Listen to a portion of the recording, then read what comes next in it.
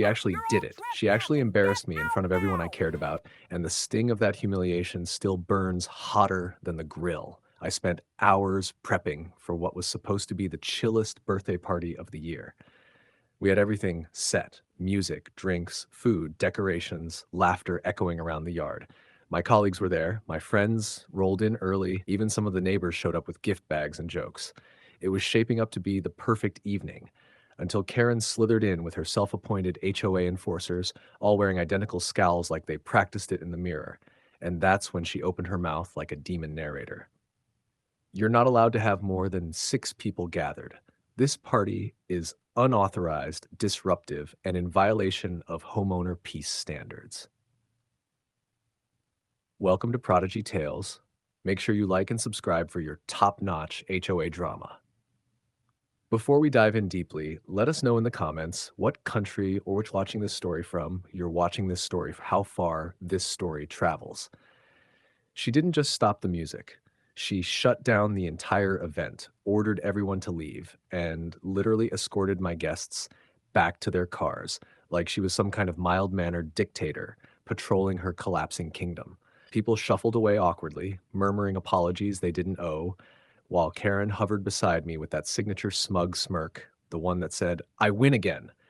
The woman even fined me on the spot, waving a slip of paper like she was serving divine judgment from the heavens. I stood there stunned, feeling my birthday collapse like a dropped cake.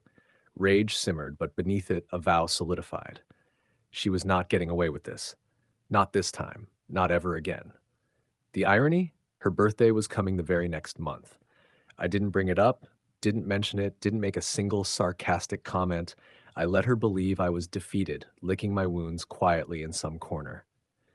But inside, gears were turning. Plans were forming. And every time I saw her strutting around the neighborhood bragging about how she single-handedly preserved community order, that plan sharpened. She thought I had forgotten. Oh, Karen, I hadn't. I was simply preparing. Karen started inviting everyone in the neighborhood to her own birthday party like she was hosting the Grammys in her backyard. The same woman who shut down my tiny gathering of friends because it threatened neighborhood peace was suddenly handing out invitations like confetti at a victory parade. She strutted door to door, announcing her event like a politician desperate for votes, bragging that her party would be the biggest, brightest, and most controlled celebration this community has ever seen. Controlled? Please. She invited so many people it looked like she was preparing for a religious crusade, a political rally, and a flash mob rolled into one. Meanwhile, I kept my mouth shut and my smile tight. If Karen wanted an audience that big, then she was about to get a performance she would never forget.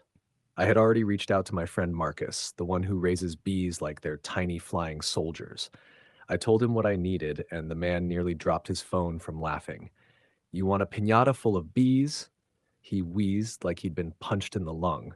"Bro, that's diabolical." But he owed me a favor, and after a moment he said he'd make it happen.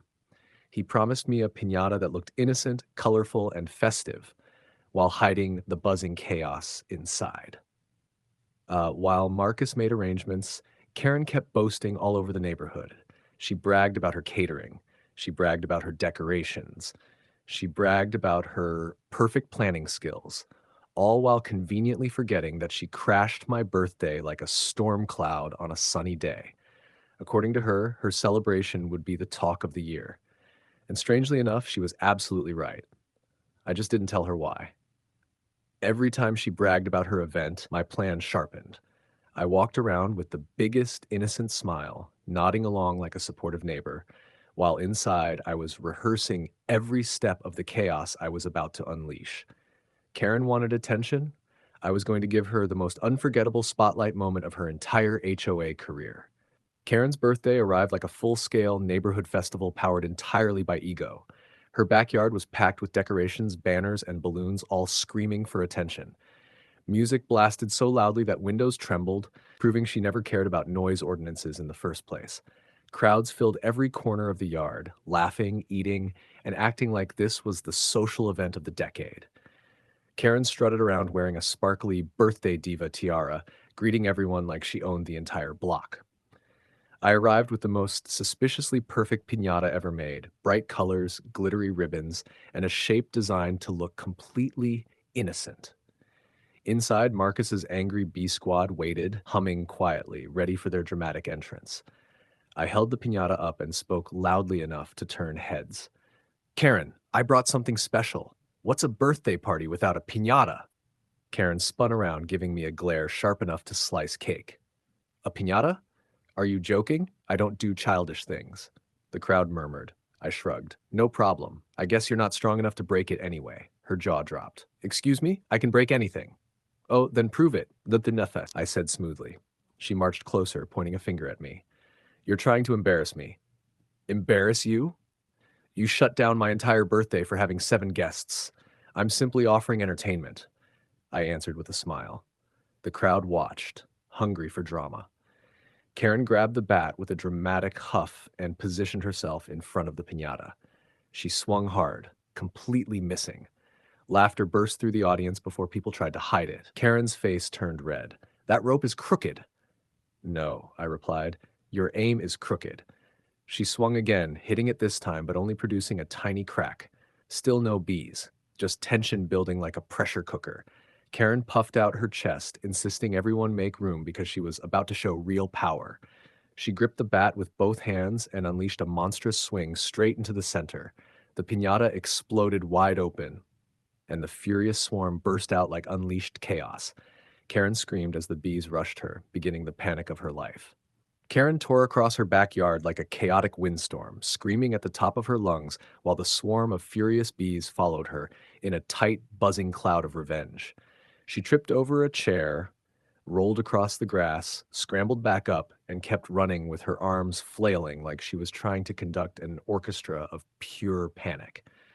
The bees weren't letting her go. They chased her under tables, over coolers, around the snack station, and even into a cluster of terrified guests who scattered like bowling pins. She screeched, "Why are they following me?" But the bees answered with another round of stings right across her neck. And me? I filmed the entire masterpiece. Every stumble, every scream, every slap she threw at the air. I made sure my camera caught her tiara flying off, her shoe launching into a tree, and the moment she dove into a kiddie pool trying to escape the swarm. The footage was gold, chaotic, hilarious, and justice in motion. By the next morning, the neighborhood was already circulating the clips. Some added dramatic soundtracks, others created slow motion edits, and one neighbor turned her scream into a remix nobody asked for, but everyone loved. Karen didn't think any of it was funny. She burst into the police station, puffy, blotchy, swollen, and still traumatized, accusing me of orchestrating an insect-based assassination. Police reviewed my footage, listened to witnesses, and gave me a tiny fine for mishandling wildlife. Barely anything. Meanwhile, Karen's behavior sparked something bigger. The HOA board received a flood of complaints exposing her long history of abuse, false fines, intimidation, forged notices, and power-tripping chaos. They scheduled an emergency meeting. Karen stormed in, ready to blame everyone but herself, but the board was done. They confronted her with evidence, testimonies, and screenshots she couldn't deny. She tried yelling about conspiracies, betrayal, and bees holding grudges, but nothing saved her. With zero hesitation, the board voted her out of every position she held. Unanimous. Instant. Karen stormed out angrily, swatting at imaginary bees, tiara crooked, dignity gone. The end. Please like and subscribe for more HOA showdowns like this. Do you think she got what she deserves? Comment below.